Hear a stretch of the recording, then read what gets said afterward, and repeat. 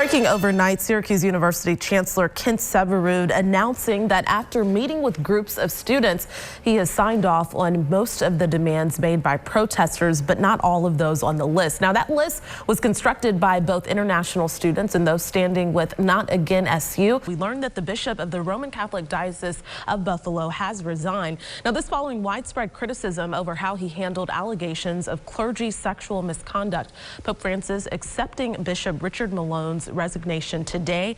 And a very good Wednesday afternoon. I'm Jennifer Sanders. We'll have all the news this noon right after Storm Team meteorologist Kate Thornton gives us a first look at Central New York's most accurate forecast. Kate, thanks so much. Well, in just a few weeks, the State Department of Transportation will start the public portion of the Interstate 81 project report review. The first large session of many public meetings will be held on June 18th. It's really a time for your voice to be heard. All right, well, it won't be home runs heating up NBT Bank Stadium this weekend. Instead, it'll be a lot of high-flying bikes and some skateboards. They're set to take over. Now to that search and recovery effort for a 1-year-old boy in Wayne County. His 18-year-old mother, reported missing out of Wayne County last week, has been found dead. Good morning. We are at Chittenango High School. It is homecoming weekend for the Bears. So excited. So we're transitioning a little bit from football to the ladies soccer team. Now, they have a lot of fun. You'll see why. I'll tell you why coming up in a second. All right, see, they're laughing already. He is the team captain for the cross-country team. Something really special about you, that trek outside, you had a major part in that, right? Yes, I built that for my Eagle Scout project 2 years ago now. It took about 4 months to complete. It brought the entire community together.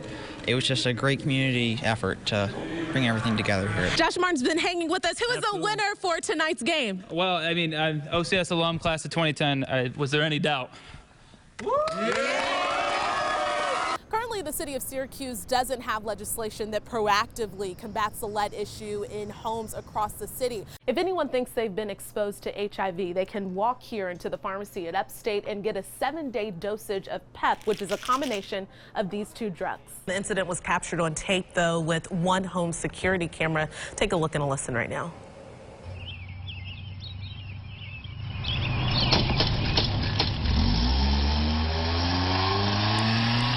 All right, so troopers say a 17 and 18-year-old from Baldwinsville are now facing criminal mischief charges. New this noon, the case of a Syracuse man suspected of setting 2 fires that killed 4 people in their Fitch Street home.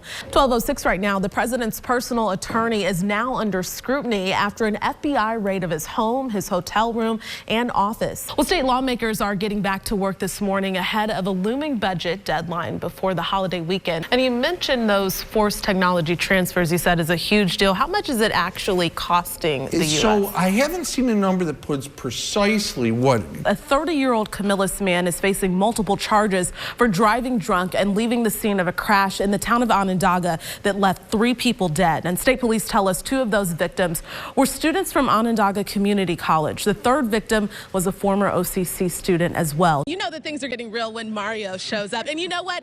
Everyone is here. When the Bears show up, they show up. We have the soccer team, the lacrosse team. Hey, good morning to you, Dan. So we're so excited. I am so pumped up. There's so much energy right now in this gym. We were told by sheriff's deputies that could be momentarily. They did say that they would give us about a 1 or 2 minute notice so that we'll know when he is coming out. Streets here in the capital city of Cameroon, Africa. We wrapped up with the president probably about 30 minutes ago. Many people wondering why Cooperstown, why upstate New York? There are signs remembering Trooper Davis. You can see behind me now. They said the road should be reopened here in about 20 minutes or so for drivers. Working throughout the day to make sure that every single person that comes through this line, and in just the past year, more apartments have been built in this area. That means there's more than 3,000. And I'll tell you, the big matchup isn't until Saturday, but you can already feel the excitement here. And 6 people lived inside that home. As you said, 3 children died. A very, very tragic situation.